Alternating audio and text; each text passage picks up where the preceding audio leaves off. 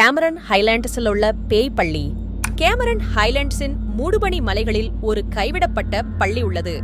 அதன் ஒரு காலத்தில் உற்சாகமான தாழ்வாரங்கள் இப்போது அமைதியாகவும் ஐவி படலத்தால் அதிகமாகவும் உள்ளன.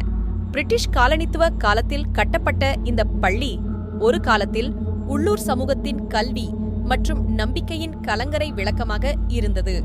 இருப்பினும் பல தசாப்தங்களாக இது மர்மம் மற்றும் பயம் ஆகியவற்றால் மூடப்பட்ட இடமாக மாறியது. பல ஆண்டுகளுக்கு முன்பு பள்ளி துரதிர்ஷ்டவசமான நிகழ்வுகளால் தாக்கப்பட்டது. கடுமையான புயலின் போது பழைய கட்டிடத்தின் ஒரு பகுதி இடிந்து விழுந்ததில் பல மாணவர்கள் மற்றும் ஆசிரியர்கள் உள்ளே சிக்கிக் கொண்டதால் இது ஒரு பேரழிவுகரமான விபத்துடன் தொடங்கியது.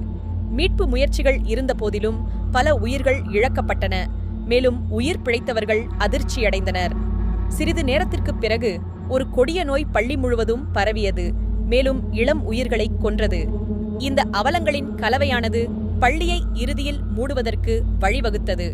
ஒரு காலத்தில் பரபரப்பாக காணப்பட்ட அரங்குகள் சிதைந்து இழந்தவர்களின் நினைவுகள் நீடிக்கின்றன. வருடங்கள் செல்ல செல்ல பள்ளி பேய்கள் என்று பெயர் பெற்றது.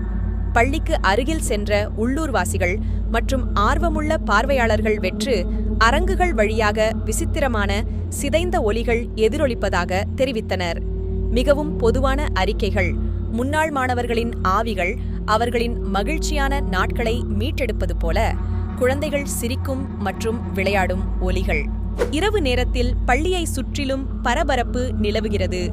கட்டிடத்தை நெருங்கும் அளவுக்கு துணிச்சலானவர்கள் ஜன்னல்களில் குழந்தைகளின் பேய் தோற்றங்களையும் அவர்களின் முகங்கள் வெளிர் மற்றும் கண்கள் காலியாக இருப்பதையும் கண்டனர்.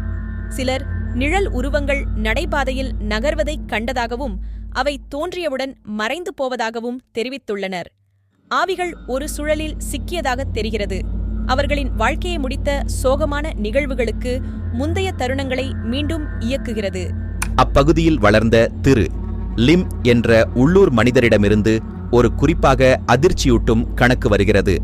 சிறுவயதில் அவனும் அவனது நண்பர்களும் இரவில் கைவிடப்பட்ட பள்ளிக்குள் நுழையத் துணிந்தனர். ஒரு மாலை அவர்கள் அவ்வாறு செய்ய தைரியத்தை சேகரித்தனர். இருண்ட தூசி நிறைந்த நடைபாதையில் அவர்கள் நடந்து செல்லும்போது குழந்தைகளின் சிரிப்புச் சத்தம் கேட்டது. நிலா வெளிச்சமுள்ள நடைபாதைகளில் ஓடி விளையாடும் குழந்தைகளின் மங்கலான பேய் உருவங்களைக் கண்டு பயத்தில் உறைந்தனர். பீதியடைந்த அவர்கள் கட்டிடத்தை விட்டு வெளியே ஓடினர். அவர்கள் திரும்பி வரவில்லை. மற்றொரு கதையை முன்னாள் பராமரிப்பாளரான திரு டான் கூறினார். அவர் மைதானத்தை பராமரிக்க பணியமர்த்தப்பட்டார்.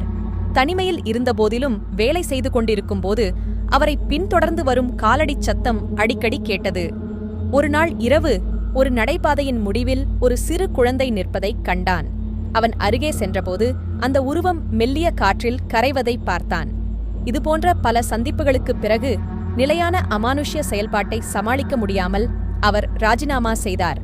அவர்களின் மரணத்தின் திடீர் மற்றும் சோகமான தன்மை காரணமாக குழந்தைகளின் ஆவிகள் அமைதியற்றதாக பலர் நம்புகிறார்கள்.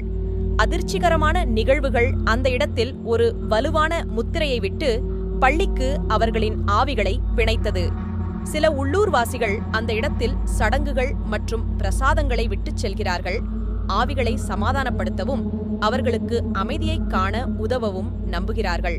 மற்றவர்கள் ஆவிகள் கடந்த காலத்தின் எதிரொலிகள், சோகங்களின் போது அனுபவித்த தீவிர உணர்ச்சிகளின் எஞ்சிய ஆற்றல் என்று கூறுகின்றனர்.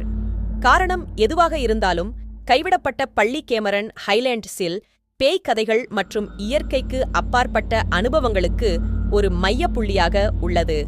கேமரன் ஹைலாண்ட்ஸில் உள்ள பேய்கள் நிறைந்த பள்ளி, இழந்த உயிர்கள் மற்றும் அங்கு நடந்த சோகமான நிகழ்வுகளின் நினைவூட்டலாக நிற்கிறது. அதன் வினோதமான சூழல் மற்றும் பேய் காட்சிகள் அதன் கதையை கேட்பவர்களை வசீகரித்து பயமுறுத்துகின்றன. பேய் பள்ளியின் புராணக் கதைகள் வாழ்வதை உறுதி செய்கிறது. ஆர்வத்தால் உந்தப்பட்டாலும் அல்லது அமைதியற்ற ஆவிகள் அமைதியைக் காண உதவ வேண்டும் என்ற ஆசையால் தூண்டப்பட்டாலும் இந்த பேய் பள்ளியின் கதைகள் அனைத்து தரப்பு மக்களையும் ஈர்க்கின்றன. இது உள்ளூர் நாட்டுப்புறக் கதைகளின் செழுமையான நாடாவை சேர்க்கிறது.